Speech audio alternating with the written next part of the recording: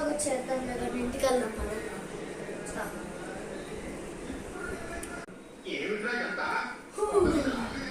Finally ఇంటికి వచ్చేసాం.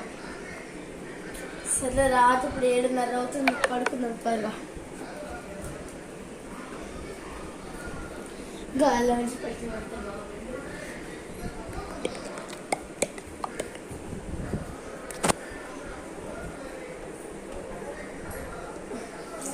ఏందో ఈ జీవితం.